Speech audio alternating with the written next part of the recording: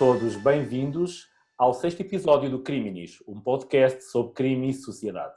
Hoje teremos a conversa com Sérgio Grossi, investigador e doutor em Educação pela Universidade de Pádua e Universidade Federal Fluminense, que tem desenvolvido nos últimos anos investigação na área dos sistemas prisionais, tendo desenvolvido, nomeadamente, trabalho de campo no Brasil.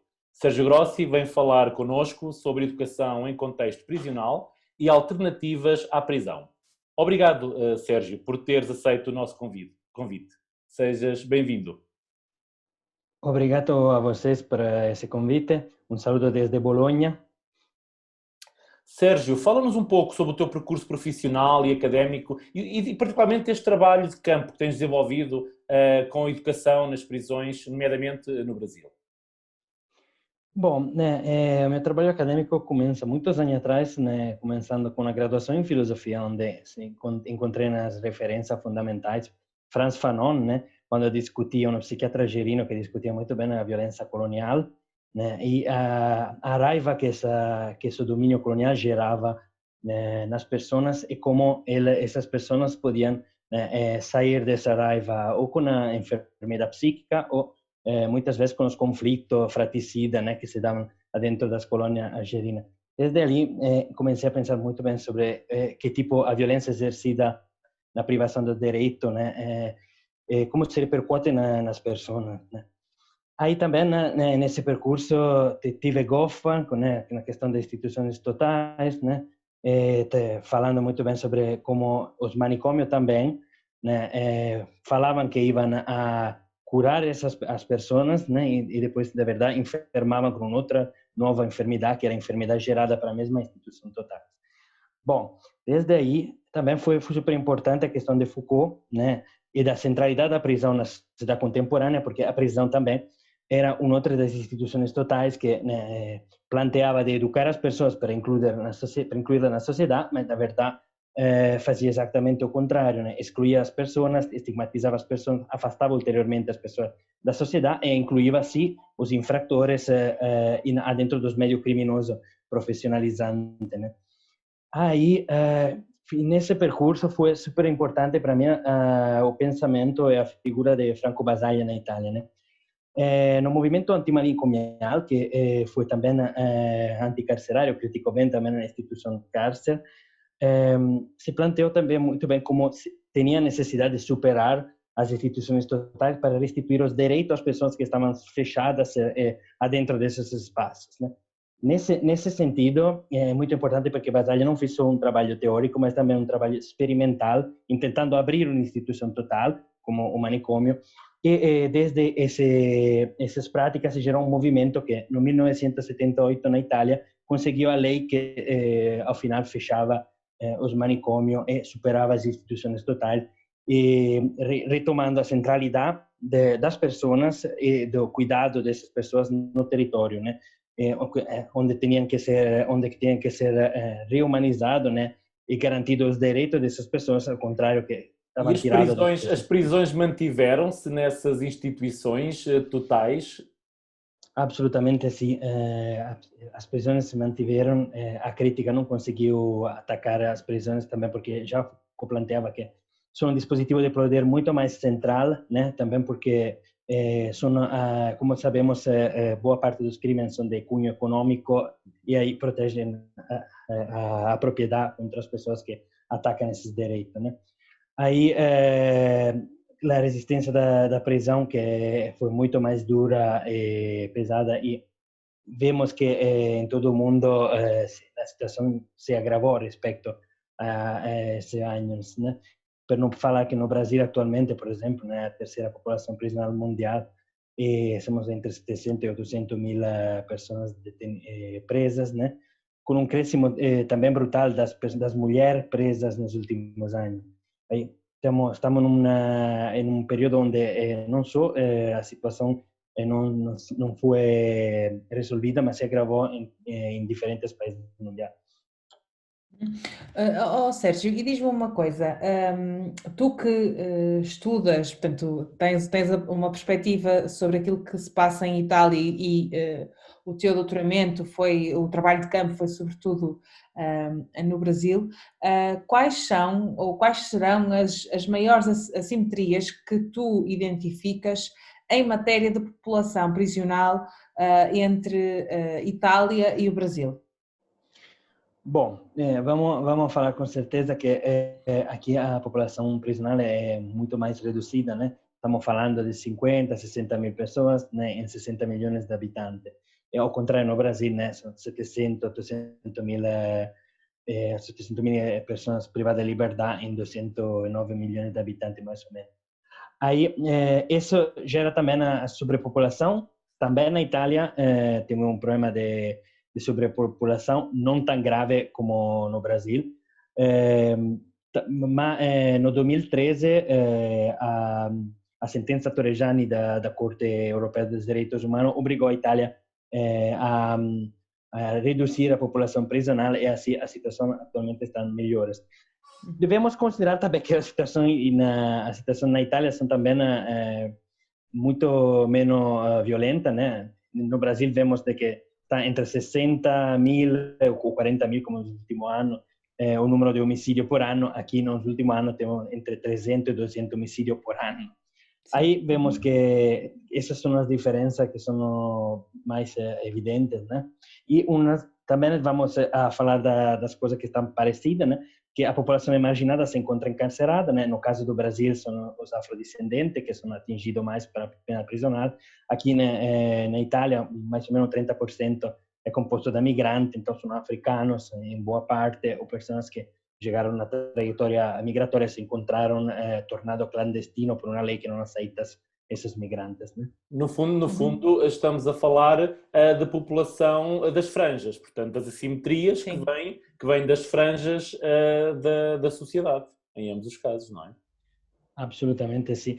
Por isso que eu costumo falar também que quando vamos falar em privação de liberdade, né, nessa sociedade, se pensamos na liberdade no sentido de Amartya Sen como possibilidade nessa sociedade, vemos que tem pessoas que desde o nascimento estão privadas de liberdade ou têm uma liberdade extremamente reduzida respeito a outras. Aí a prisão se suma, privando ulteriormente de liberdade e constituindo um processo de marginação secundária. Sem dúvida. Claro que sim, claro que sim. Sérgio, e que papel, agora pegando um bocadinho já naquilo que é a tua expertise, aquilo que a tua formação de base, a educação, que papel pensas que a educação poderá ter no quadro da chamada ressocialização, isto até se podemos falar neste RE de reinserção das pessoas na comunidade? Bom, vamos começar aqui com reinserção, né, em termos justamente muito criticado, né, porque o suposto seria que essas pessoas estavam inseridas antes e depois foram desinseridas pela pena de prisão. Como já estava falando, essas pessoas, na maioria, não foram incluídas no mercado de trabalho formal, não foram incluídas nos direitos de cidadania, No fundo já estavam marginalizadas, é isso? Portanto, a ideia de que o sistema social, a estrutura social reproduz estas violências que culminam, de certo modo, na prisão como solução para estas pessoas. Absolutamente, sim. Muitas pessoas foram excluídas, expulsas também do ensino regular, da escola pública, né? Aí também temos que pensar bem como é que tem essa grande deserção das pessoas que não conseguem estar dentro da escola pública, não só no Brasil, mas também na Itália, por exemplo, né? Tem um grande problema disso. E nesse sentido, vemos que é difícil pensar em inclusão social dentro dessa sociedade sem a possibilidade de trabalho, né? Agora, o mercado de trabalho é fortemente competitivo e o desemprego está aumentando, né? E nessa condição, vamos encontrar que na população privada de liberdade, né, a escolarização é normalmente muito baixa e aí a educação formal é fundamental para dar uma possibilidade de encontrar trabalho. É claro que, bom, a educação não é só para encontrar um trabalho, mas também para um pensamento crítico sobre si mesmo, o rol na sociedade e também a crítica à sociedade mesma, né? Então, eu acho que é super fundamental plantear uma educação que seja também de cunho freiriano, né? Onde as pessoas se formam, né, e refletem sobre a contradição que levaram ela até a prisão e também que geraram a forte desigualdade que encontramos na nossa sociedade. Por isso, bom, a educação tem que ser replanteada, né? Bom, primeiramente vamos falar que é escassa também a educação formal dentro dos presídios, não só no Brasil, onde o 10% da população somente se encontra em algumas atividades de estudo formal, mas também na Itália, onde tem uma percentual reduzida de pessoas que podem se formar. Em segunda instância, também vemos que temos que modificar o contexto da prisão, porque tendencialmente é criminógeno, então educa as pessoas à criminalidade. Aí não surpreende se a estatística também se são muito fraca, metodologicamente falando, de uma incidência muito alta. Claro. É possível falar em educação em contexto prisional? É a educação que se faz no contexto prisional? Bom, é possível falar em educação? Não, atualmente não. Normalmente a prisão gera um circuito de violência, educa a violência, educa a hierarquia, educa a desvalores, não a valores. Aí, nesse sentido, exatamente desde essa consideração foi que partiu a minha pesquisa de doutorado, né? Estava vivendo no 2015 trabalhando como educador com os adolescentes privados de liberdade na Argentina, e aí me contaram uma história, né, de um adolescente que com 13 anos entrou dentro da prisão, né, foi estuprado por outros 5 companheiros que estavam já bem inseridos dentro dos circuitos criminosos, né? Aí depois de 3 anos, né, ele voltou à prisão. Dessa vez era ele que tinha estuprado uma menina, né?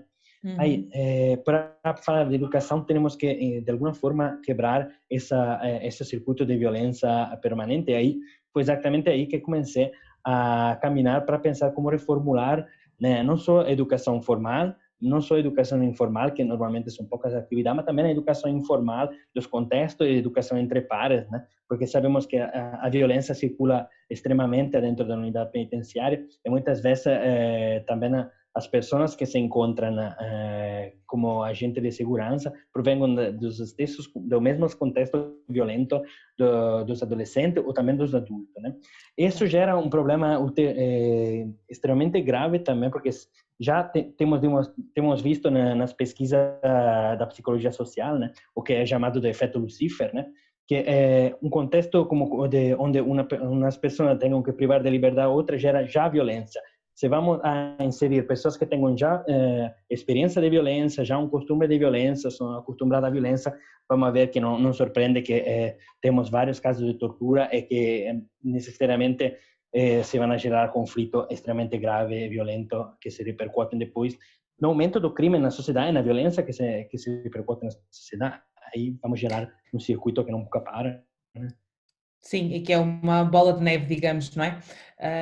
E Sérgio, tu há pouco falavas que o contexto prisional é por si só e por excelência um contexto criminógeno, não é?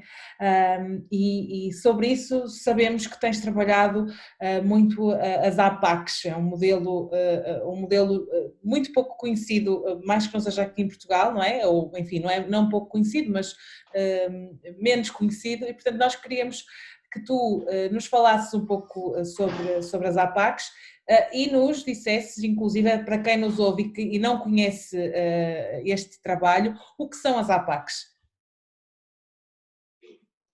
Bom, as APACs são uma experiência, né, se chama Associação de Proteção e Assistência aos Condenados, né, que nasceram no Brasil no ano 70, né, cerca de São Paulo. Agora, essas unidades me chamaram a atenção porque eram prisão aberta, né, estavam com criminosos que a sociedade pensava como altamente perigoso, mas ao mesmo tempo não tinham agente penitenciário armado, ni no interno ni no externo dessas unidades, né?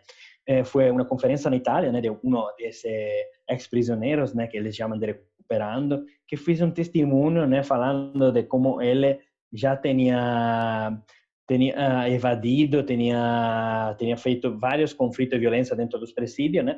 Aí ele falou que dentro da Zapaca ele chegou porque pensava de fugir fácil, sem armas, sem agentes penitenciários, né?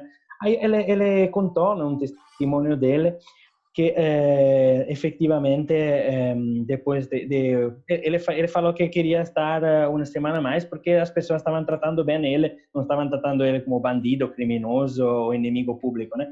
Aí ficou uma semana a mais, mas falou, bom, vou sair a próxima semana, não tenho, né, tanto aqui não tem a parede tão baixa, é fácil, né? Até, imagina que no período de campo até eu pulei uma parede para entrar que não estava conseguindo.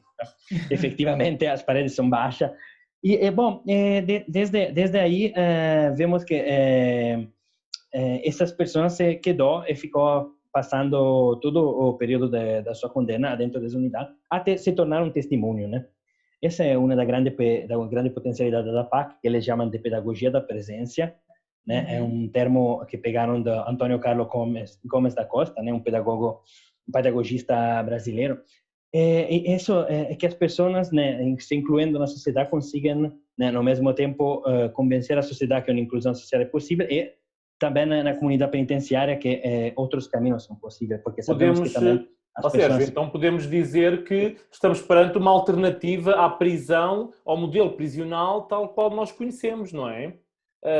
Que modelos e que alternativas é que tu vês para a prisão, não é? Portanto, nós começamos por esta conversa precisamente por apontar a prisão como uma instituição total, a instituição do poder total, a que permaneceu todas as críticas.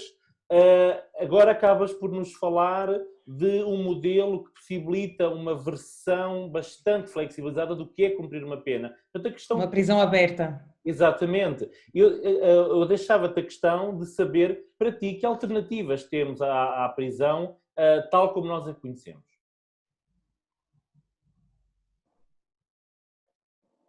Bom, né, a Zapac mostra que é possível baixar as paredes da prisão, né, e que os movimentos sociais, não necessariamente só a Zapac, os outros movimentos também, podem tomar a iniciativa e pensar como reincluir na sociedade essas pessoas, né, construindo os projetos educativos personalizados diferentes, né, onde depois a centralidade das pessoas podem escolher onde querer passar o tempo de condena no modo que seja no máximo possível educativo, né. Uhum. Agora, no mesmo tempo, temos que pensar verdadeiramente em constelações alternativas, né? Tem outras experiências, modelos, né? Por exemplo, a prisão de Bollate na Itália, tem no Uruguai a prisão de Punta de Rieles. Tem várias experiências que estão repensando a inclusão social das pessoas presas, né? Em particular, não sei, por exemplo, as cooperativas de trabalhadores libertados, como se chama na Argentina, que estão retomando, são pessoas privadas de liberdade que retomam a própria organização do trabalho. Aí temos que pensar nessas alternativas, estudar, analisar e pensar global, mas ao mesmo tempo em tentar, né, tornar essas iniciativas, como fiz Basalha no seu tempo, né, experimento cada um em próprios contextos, né, para gerar depois um movimento, né, uma corrente que se expanda sempre mais, porque sabemos, né, como partiram na constatação da Zapac no começo, que atualmente é só uma pequena parte da população na sociedade que entende a questão prisional, entende os processos de criminalizações e como essas pessoas são duplamente marginadas. E aí, né, no momento que nós vamos trabalhando, nos educamos em conjunto com as pessoas privadas de liberdade e aí conseguimos também fazer uma educação hacia a sociedade, para a sociedade, né? No fundo, é a coisa mais importante. No fundo, a velha ideia do princípio da normalidade do cumprimento da pena, portanto, associar aquilo que é o cumprimento de uma pena àquilo que é, ou pode ser, a vida de um cidadão em circunstâncias sociais normais. Sim. Sim, uma normalidade que muitas dessas pessoas que se encontram apenadas nunca tiveram, né? Porque, na verdade, que uma outra entrevista me chocou bastante, porque uma pessoa me falou, não, eu não quero sair da PAC porque, a verdade, que nunca tive trabalho, agora estou trabalhando, estou tranquilo, estou num contexto onde Encontraram não me a vida tratam que não mal. tinham, não é? É terrível, Exato, olhar, porque é terrível olhar para a prisão como uma solução de política social, não é? É terrível quando percebemos isso, que a prisão acaba por ser o elemento transformador da vida da pessoa a esse nível, Sim. quando, no fundo, é o fim do processo, não é? Sim. Isso devia estar no Quer início. dizer que exatamente, quer dizer que todas as passagens anteriores, todas as instituições anteriores falharam e a sociedade falhou redondamente com essa pessoa, não é? O maior óbice da Claro. prisão será a sociedade assumir esta falência, não é? Por isso sim, absolutamente seria bom não pensar só a prisão desancorada das políticas na sociedade, né? E depois do mercado de trabalho, né? Porque é claro que uma outra coisa que me falaram, um motorista me falou, bom, mas como é que posso fazer para encontrar um trabalho na nossa PAC, né? Em uma sociedade onde não tem trabalho, é complicado porque até a prisão pode ser uma escolha melhor de ficar desempregado na sociedade. Aí não podemos pensar só a política prisional, educativa prisional como destacada da sociedade, mas temos que pensar nas políticas universais para todos, né? Até que tem desemprego difícil que os empregos depois vão ser competidos de verdade, né? E aí vamos a sentir outra vez, tenho que fazer um crime por encontrar um trabalho. Aí isso temos por isso que pedir políticas universais, né? Sim, sem dúvida. Sérgio, o nosso tempo escasseia. Queria, antes de finalizar, dizer-te que foi ótima esta conversa, esta breve conversa, porque muito mais haveria a debater, mas não queríamos terminar sem que nos pudesses dizer, para quem quiser efetivamente conhecer mais o teu trabalho, onde é que te pode seguir, nas redes, enfim, não sei se nos queres deixar essa indicação. Perfeito, sim. Os meus trabalhos se encontram na academia, em ResearchGate, né? Só escrever Sérgio Nós Grossi, depois vamos Universidade de deixar, Padova, e vão nós vamos depois encontrar. vamos deixar o link. Perfeito. A tese está também em português, né? Porque foi escrita primeiramente em português, né? Apesar Sim. de ser agora o meu portunhol italiano, tudo mesclado. Eu penso Percebe-se que muito todos bem. percebemos, exatamente. Sim, Eu penso que foi bastante perceptível. Está bem, obrigada, Sérgio.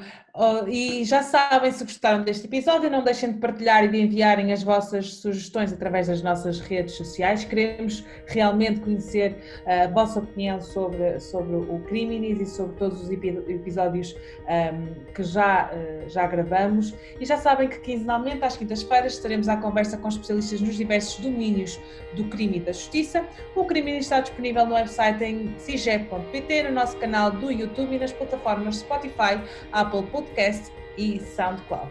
Obrigada e até à próxima!